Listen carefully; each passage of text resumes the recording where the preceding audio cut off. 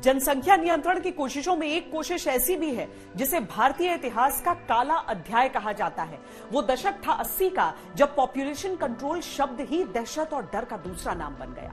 सरकारी तंत्र ने जनसंख्या नियंत्रण के लिए जिस कठोर तरीके का इस्तेमाल किया, उसके बाद कम से कम 4 दशक तक देश में जनसंख्या नियंत्रण का मुद्दा राजनीतिक रूप से लगभग अछूत रहा। छिटपुट कोशिशों के अलावा बड़े स्तर पर सन्नाटा रहा। यह सन्नाटा टूटा करीब 45 साल बाद लाल किले से।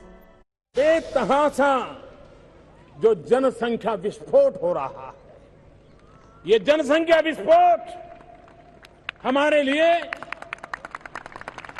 हमारी आने वाली पीढ़ी के लिए अनेक नए संकट पैदा करता है। हमारे देश में आज भी स्वयं प्रेरणा से एक छोटा वर्ग परिवार को सीमित करके अपने परिवार का भी भला करता है और देश का भला करने में बहुत बड़ा योगदान देता है। ये सब सम्मान के अधिकारी हैं, ये आदर के अधिकारी हैं, जिनका उनका जितना सम्मान करें, छोटा परिवार रख के भी वो देशभक्ति को ही प्रकट करते हैं। प्रधानमंत्री मोदी ने छोटा परिवार रखने की सोच को राष्ट्रवाद और देश प्रेम से जोड़ा। 80 के दशक में जनसंख्या नियंत्रण के प्रयासों को संसद और विधानसभा तक पहुंचाने का रास्ता बताया गया था। अंदाजा लगाया जा सकता है कि बढ़ती आबादी का मुद्दा दशकों पहले भी देश के सामने कितना बड़ा था। दरअसल आजादी के बाद से ही जनसंख्या विस्फोट राष्ट्रीय राजनीति के लिए चिंता का विषय था।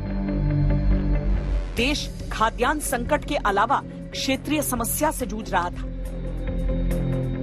परिवार नियोजन के उपाय नारों तक सीमित थे। तब नया रास्ता निकला। एक कार्यक्रम है जो हिंदुस्तान के लिए बहुत ही जरूरी है।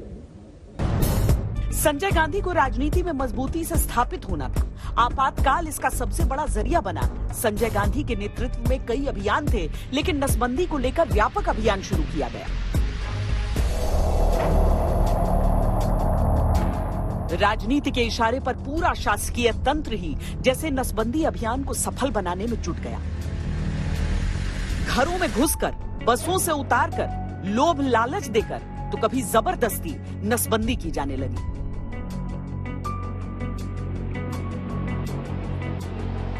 मशहूर लेखक सलमान रुश्दी ने अपने उपन्यास मिडनाइट्स चिल्ड्रन में लिखा है कि भारत में 1 साल के अंदर 62 लाख लोगों की नसबंदी कर दी गई। ये हिटलर के दौर में नाजियों द्वारा की गई 4 लाख नसबंदी से 15 गुना अधिक थी। कई रिपोर्ट्स के अनुसार केस बढ़ाकर अपनी पीठ थपथपाने के लिए 16 साल के बच्चों से लेकर 70 साल के बुजुर्ग तक की नसबंदी कर दी गई। यही नहीं, गलत ऑपरेशन और इलाज में लापरवाही की वजह से करीब 2000 लोगों को अपनी जान तक गंवानी पड़ी। संजय गांधी इस फैसले को युद्ध स्तर पर लागू करना चाहते थे। सभी सरकारी महकमों को साफ आदेश था कि नसबंदी के लिए तय लक्ष्य को वो वक्त पर पूरा करें, नहीं तो तनख्वाह रोककर उनके खिलाफ कार्रवाई की जाएगी। इस काम की रिपोर्ट सीधे मुख्यमंत्री दफ्तर को भेजने तक के निर्देश दिए गए थे। साथ ही अभियान से जुड़ी हर बड़ी अपडेट पर संजय गांधी खुद नजरें गड़ाए हुए थे। वरिष्ठ पत्रकार विनोद मेहता ने अपनी किताब द संजय स्टोरी में लिखा कि अगर संजय आबादी की इस रफ्तार पर जरा भी लगाम लगाने में सफल हो जाते तो ये एक असाधारण उपलब्धि में गिना जाता। लेकिन इतनी अधिक सख्ती हुई और गलत केस दर्ज कराए गए कि 1977 के आम चुनावों में कांग्रेस सत्ता से बेदखल हुई तो नसबंदी अभियान को इसका मुख्य कारण भी माना गया।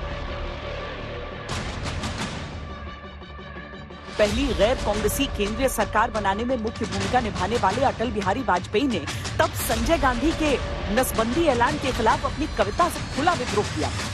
उन्होंने लिखा, आओ मर्दों नामर्द बनो, मर्दों ने काम बिगाड़ा है, मर्दों को गया पछाड़ा है, झगड़े फसाद की जड़ सारे, जड़ से ही गया उखाड़ा है, मर्दों की टूटी बंद हुई, औरत का बजा नगाड़ा है, गर्मी छोड़ो अब सर्द बनो, आओ मर्दों नामर्द बनो। जनसंख्या नियंत्रण की कोशिशों में आपातकाल के दौर का नसबंदी कार्यक्रम अब तक का सबसे दमनकारी कदम माना जाता है। लोग उस दौर को याद करते हैं तो सिहर उठते हैं।